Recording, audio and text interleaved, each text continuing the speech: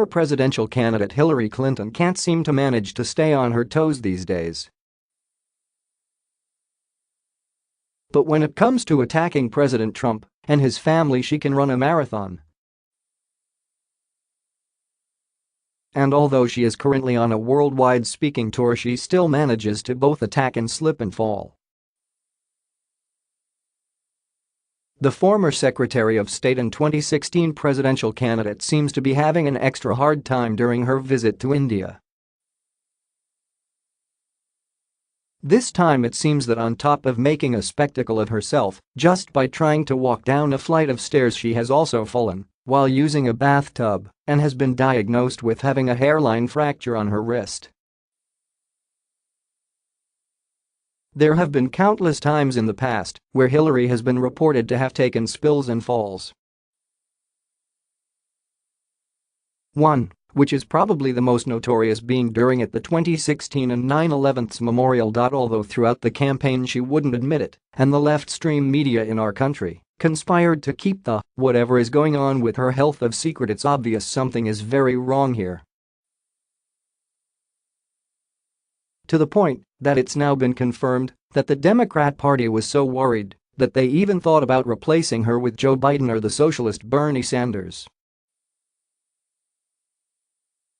Clarification from Demoperatives. Especially at Hillary's age, which by today's standards isn't even close to old, just look at our President Donald J.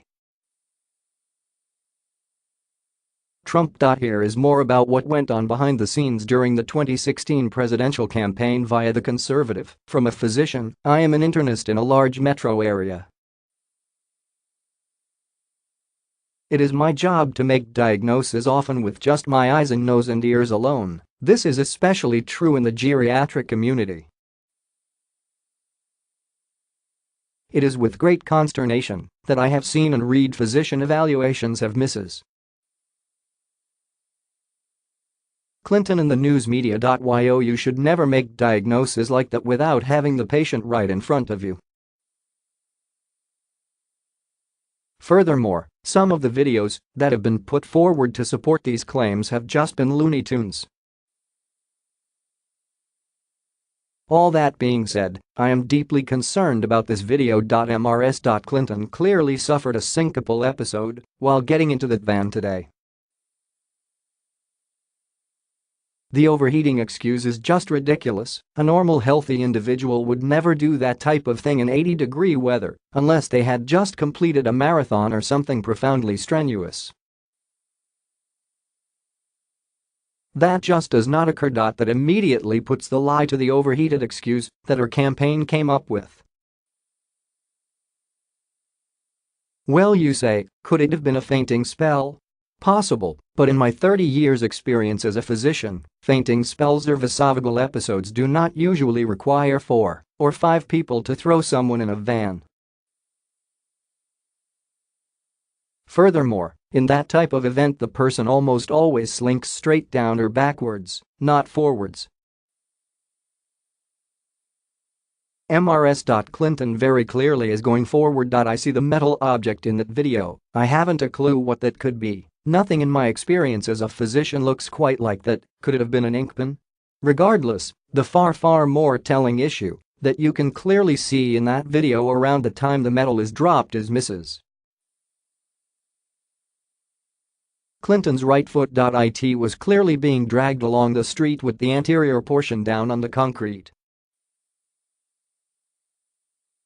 I am certain this is how the shoe came off. The comportment of this foot could only mean one thing: her brain or her spinal cord was offline, if ever so fleeting, during that moment.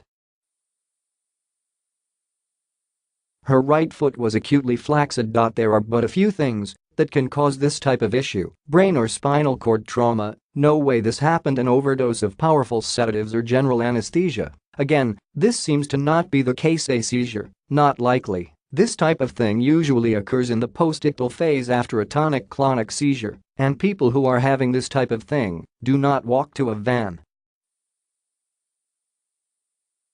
A stroke or TIA? It is possible but not likely, given her interview on the street just an hour later. It would have had been a very fast TIA or transient ischemic attack to recover this quickly. The recovery on this is usually hours or days. The most likely diagnosis, in my mind, an acute cardiac arrhythmia, either ventricular tachycardia or more likely atrial fibrillation with a rapid ventricular response. AFib with RVR is very commonly associated with people feeling flushed or overheated for quite extended periods of time. Dizziness and nausea are also possible. When they exert themselves, it is not unusual at all for them to have complete syncope like she appeared to do today. If not AFib with RVR, it is possible there could have been some other supraventricular tachycardia. There are several different types.